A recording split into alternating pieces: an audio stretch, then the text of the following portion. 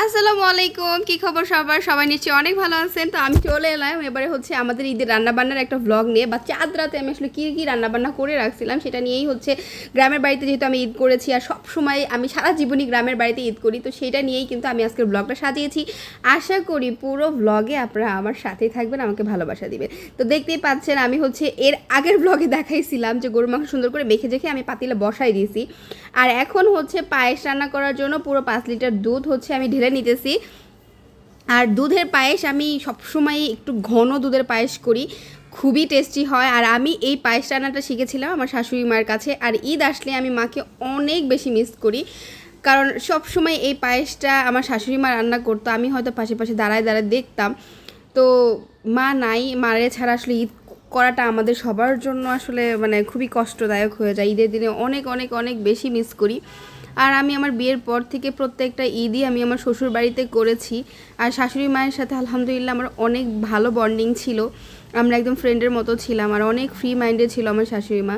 তো সবাই আপনারা আমার শাশুড়ি মায়ের জন্য দোয়া করবেন অবশ্যই, কারণ যেহেতু ঈদ একটা বিশেষ দিন ছিল, তো আল্লাহ তাআলা যেন তাকে বেহেশত নসিব করে। তো যাই হোক, শাশুড়ি মায়ের কথা বলে একটু আসলে ইমোশনাল হয়ে গেছিলাম। আমার আসলে অনেক মিস করি সত্যিকার অর্থে, কারণ শাশুড়ি মার সাথে অনেক অনেক বছর এই রান্নাঘরে একসাথে রান্না করছি, কাজ করছি, মা অনেক কিছু শিখাইছে। আর আমি আসলে বাবার বাড়ি থেকে না কোনো রান্নাবান্নাই শিখে আসি নাই, কারণ একদম ছোটো বয়সে বিয়ে হয়েছে ভাই, 15 বছর বয়সে বিয়ে হয়েছে, তখন আসলে কিছুই বুঝতাম না। এবং বিয়ের পরও আমি তো 3 বছরের মতো মানে 2 বছর তো আমি হোস্টেলেই ছিলাম, এবং এই বাসায় আসার পরেও যখন আমি রেগুলার থাকা শুরু করি তো আরও 1 বছর পর থেকে আমি রান্না শুরু করি। তো তখন একদম ভালো পারতাম না, মা সব কিছু গুছিয়ে কেটে কুটে দিত, বোঝাই দিত কীভাবে কী রান্না করব। মানে তাদের মতো রান্নাবান্না তো আমি আসলে কখনো করিও নাই, খাইও নাই। তো মা সব সময় আমাকে হচ্ছে এই যে মানে বোঝাই দিত। তো সেখান থেকে কিন্তু আমার রান্নার হাতে খড়ি, আমি রান্না শিখছি বা এই যে কাজ করা শিখছি। তো যাই হোক, কথা বলতে বলতে আপনাদেরকে দেখিয়ে দিলাম পায়েসের দুধটা জালে বসাই দিয়েছি, গরুর মাংসটা বসাই দিয়েছি, লবণ আর মরিচ দিয়ে রোস্টেড চিকেনগুলো মেরিনেট করে রাখছি। এদিকে হচ্ছে জিনাত এত টাইম মেহেদি দিল, আর এখন মেহেদি দিচ্ছি হচ্ছে আমি। আমাদের হচ্ছে ভাড়াটিয়া ছিল লিমা, ও চলে গেছে, ও বাবার বাড়ি থেকে কিন্তু আমাদের মেহেদি দেওয়ার জন্য চলে আসছে। তো এত দূর থেকে যে আমাদের মেহেদি দেওয়ার জন্য চলে আসছে জন্য আমি অনেক বেশি হ্যাপি। তো আমি কিন্তু রান্নার ফাঁকে কিন্তু একটু মেহেদি পরে নিলাম। আর এই দেখেন জিনাতের মেহেদি দেওয়াটাও কিন্তু অনেক বেশি সুন্দর হয়েছে। তো এই তো আমি হচ্ছে একটু মজা করতেছিলাম যে দেখেন আমার হচ্ছে কি অবস্থা, মেহেদি দিয়েও চাঁদরাতে আমার রান্নাবান্না করতে হচ্ছে। তো দেখেন আমি মেহেদি শুধুমাত্র হাতের উপরের পিঠে দিয়েছি, আমি ওই উল্টা পিঠে দিই নাই, কারণ উল্টা পিঠে মেহেদি দিলে আমি কাজ করতে পারতাম না। তো এখন হচ্ছে এই যে দেখেন এই অবস্থা। এখন আমি এই যে দেখেন দুধটা নেড়ে দিলাম, তারপর হচ্ছে গরুর মাংসটাও নেড়ে চেড়ে দিলাম। আর এই যে দেখেন দুধ ঘন হয়ে গেছে জাল হয়ে। আমি হচ্ছে চিনি গুঁড়া পোলাওয়ের চাল দিয়েই হচ্ছে পায়েসটা রান্না করি সব সময়। আর এই চালটা হচ্ছে চিনি গুঁড়াও না, এটাকে আতা চাল বলে, কিন্তু চিনি গুঁড়ার মতো সুগন্ধি, এবং এই চালটা একটু আঠালো টাইপের হয়। তো এখানে হচ্ছে 5 লিটার দুধের মধ্যে হচ্ছে আমি চাল দিয়েছি 250 গ্রামের একটু বেশি হবে মেবি, মানে 1 পোয়া বলে আমাদের গ্রামের ভাষায়। তো ওইটা দিয়ে সুন্দর করে জাল করে দিচ্ছে। আর এই চালটা না খুব সুন্দর মানে মেল্ট হয়ে যায়, একটু ঘন টাইপের হয়। তো অনেকক্ষণ জাল দিলে চালটা যখন হচ্ছে সুন্দর করে সেদ্ধ হয়ে একটু গলা গলা টাইপের হয়ে যায়, তখন হচ্ছে এখানে দিতে হয় চিনি। আমি কিন্তু চালটা দেওয়ার পর দুধের মতো অনেকক্ষণ জাল করছি, এরপর হচ্ছে চিনি দিয়ে দিচ্ছি। চিনিটা যে যা স্বাদ মতো দিবেন। তো যাই হোক, আমি কিন্তু আবার ওই যে মেহেদি পরে আবার হাত ধুয়েও ফেলছে, যেহেতু এগুলোর কালার হতে খুব বেশি সময় লাগে না। তো এই দুধটা কিন্তু এত টাইমে জালই হয়েছে, হাতে মেহেদি দেওয়ার আগে দুধ জাল বসাইছিলাম, আপনারা দেখছেন। মাংসটা মোটামুটি কষায় আমি হচ্ছে নামায় রাখছি পাতিলটা। পায়েস আর হচ্ছে এখন রোস্টের জন্য যে চিকেনগুলো মেরিনেট করে রাখছিলাম, তো সেই চিকেনগুলো হচ্ছে ভেজে রাখতেছি। আর আমার আসলে রোজার মাসের ব্লগ, তারপর হচ্ছে যে ঈদের ব্লগ সবই মোটামুটি প্রতি বছর একই রুটিনে চলে।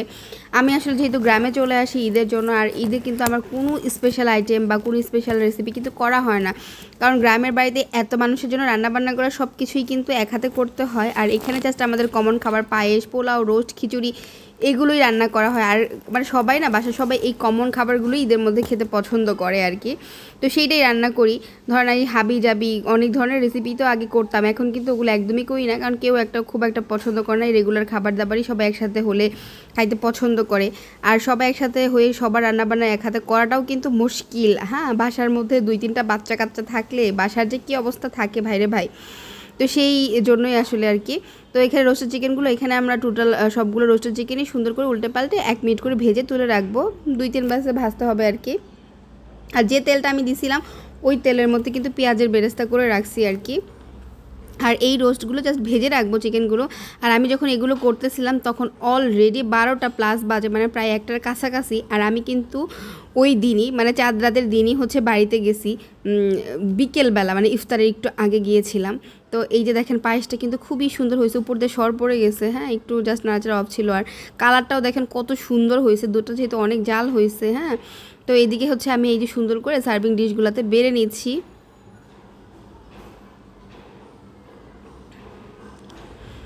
পায়েসগুলো সুন্দর করে বেড়ে রাখতেছি আর অনেকগুলা বলের মধ্যেই বাড়তেছি। আর ভালোই কিন্তু অনেকটুকু পায়েসই হয়েছে। হ্যাঁ, আর দেখা যাচ্ছে একটা ইয়ের মধ্যে বাটির মধ্যে বাড়লে ভাঙলে আবার পানি উঠে যায়, যেটা যখন ভাঙবো তখনই শেষ হয়ে যাবে। আর এটা আমাদের ঈদের দিনই শেষ হয়ে গেছে, কারণ ঈদের দিন টুকটাক মেহমানও আসে, তো তাদেরও খাইতে টাইতে দিতে হয়।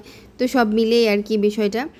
তো এই পায়েসটা আসলে অনেক বেশি মজা হয়। আর আমার শাশুড়ি মায়ের রেসিপি কখনো আমি ভুলবো না, মানে এত সুস্বাদু হয় এইভাবে রান্না করলে।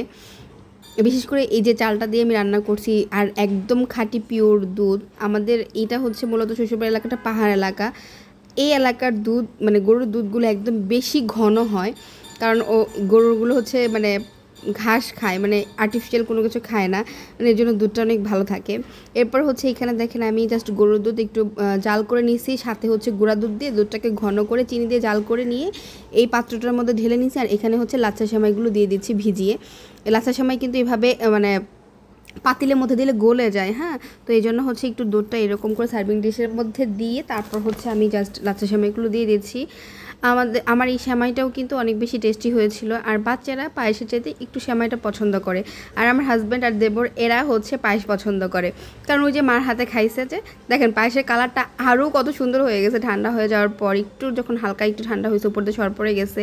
আর আমি এখানে হচ্ছে কিসমিস দিয়ে দিচ্ছি। নর্মালি কাঁচা কিসমিস আমি কখনোই দিই না, কারণ এটা কেমন যেন একটা বাজি স্মেল আসে বা ভাল লাগে না। আমি কিন্তু এই কিসমিসগুলো ঘিয়ে সুন্দর করে ভেজে নিয়েছি, দেখেন কিসমিসগুলো টুসটুসে হয়ে গেছে। আর এগুলো মুখে পড়লেও অনেক মজা লাগে।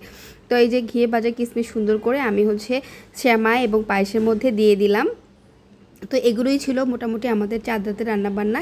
ঈদের দিন সকালবেলা উঠে কী কী রান্নাবান্না করি বা কী করি সেগুলো নিয়েও কিন্তু নেক্সট ব্লগে দিব। আশা করি পরবর্তী ব্লগটাও দেখবেন। এই দেখেন পায়েস, গরুর মাংস এবং হচ্ছে এগুলো টেবিলে রেখে আমি এখন ঘুমাই পড়বো। আর ততক্ষণে রাত 2টা বেজে গেছে, আবার ভোর 5টায় উঠে রান্না করতে হবে। গরুর মাংস অর্ধেকটা কষানোটা পাতিলে রেখে দিছি, বাকি অর্ধেকটা ফ্রিজে রেখে দিছি, কারণ একসাথে আবার জাল করতে হবে সকালবেলা আবার দুপুরবেলা, তো এই জন্য আলাদা করে রাখছি। তো ব্লগটা এখানেই শেষ করছি। আল্লাহ হাফেজ।